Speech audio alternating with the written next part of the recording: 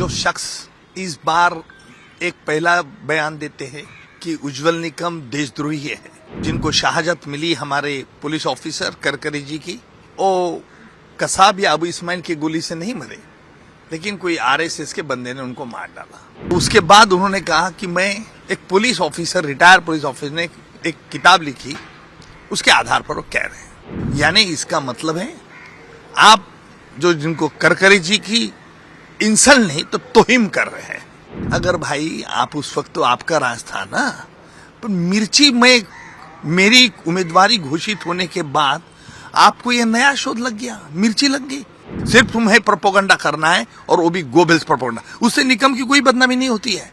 कसाब को मारने वालों में आरएसएस के लोग थे और उनको बचाने के लिए उज्जवल निकम ने काम किया। पहले तो खुद बयान दिया उन्होंने, फिर कल कह रहे हैं कि एक किताब का हवाला दे रहे हैं, ऐसा मुझसे खुद उनकी सरकार और हाईकोर्ट तक नकार चुके हैं। देखिए, जो शख्स इस बार एक पहला बयान देते हैं कि उज्जवल निकम देशद्रोही है, और उसके लिए आधार लेते हैं कि जो जिनको शहादत मिली हमारे पुलिस ऑफिसर करकरी जी की, वो कसाब या अबू इस्माइल की गोली से नहीं मरे, लेकिन कोई आरएसएस के बंदे ने उनको मार डाला।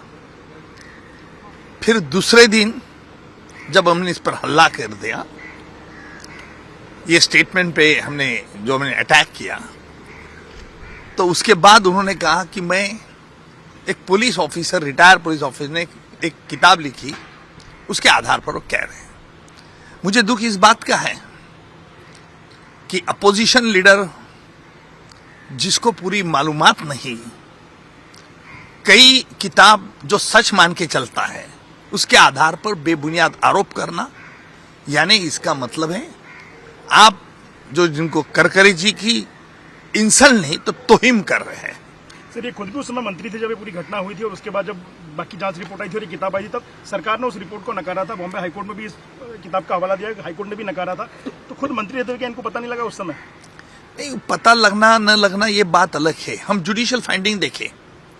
जुडिशियल फाइंडिंग क्या है कि कसाब ने इकबाली बयान में कह दिया है कि मैं और मेरा दोस्त कामा हॉस्पिटल के बाहर आ रहे थे, तब हमको एक पुलिस जीप दिखी, हमने फायरिंग शुरू कर दिया, उसमें 3 पुलिस ऑफिसर मारे गए, उनकी डेड बॉडीज हमने पीछे डाल दी और हम जीप लेके गए।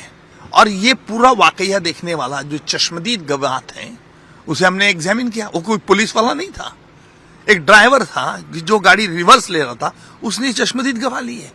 नंबर 3, तीसरा पुलिस जो गाड़ी में था, वो जीप में जो करकरी जी के साथ चल रहा था, साड़ेसकर के साथ जगह था, उसका भी बयान हुआ।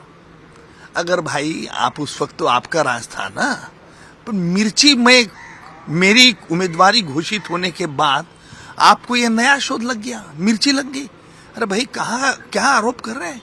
पाकिस्तान क्या कहेगा? अब तक पाकिस्तान ने कभी नकारा नहीं है कि करकरी और 3 पुलिस ऑफिसर जिनको शहादत मिली वो मानते हैं, क्योंकि हमने जुडिशियल प्रूफ दिया है। लेकिन हमारे जनाब सिर्फ राजनीति सियासी कर रहे हैं। देखो, ये गलत है। तुम्हारी देश की प्रतिष्ठा, देश की इज्जत, देश की सुरक्षा, इस पर कोई ध्यान नहीं है। सिर्फ तुम्हें प्रोपोगंडा करना है, और वो भी गोबेल्स प्रोपोगंडा। उससे निकम की कोई बदनामी नहीं होती है। बदनामी तो आपको ही होगी, और आपकी पूरी जनता ये 20 मई को दिखा देंगे कि इस तरह से झूठे अंजाम लगाने वाले को, हमारा देश का हर नागरिक का इंसल्ट करने वाले को जनता उसकी जगह दिखा देगा। सर, बड़े तिवारी ने बोला कांग्रेस के लोग चुप है, लेकिन विपक्ष की जो बाकी पार्टियां हैं, जो लोग हैं, वो भी एक तरीके से चुप रह के उनका समर्थन ही कर रहे हैं। आपको लगता है? नहीं, समर्थन की बात नहीं है, वो इसको ज्वाइन नहीं हो रहे। इसका मतलब तू अकेला कुछ भी बक, इसका मतलब यही है, वो नहीं आना चाहते। हम तो राह देख रहे हैं, और कितने ऐसे झूठे अंजाम फिर देखेंगे हम क्या करना है। हमारे पास भी बहुत सारे ऐसे high explosive material, will explore it at appropriate time. Sir, explosive materials 26/11 को लेकर के हैं या कांग्रेस ने? नहीं, ये तो मैं नहीं बताऊंगा।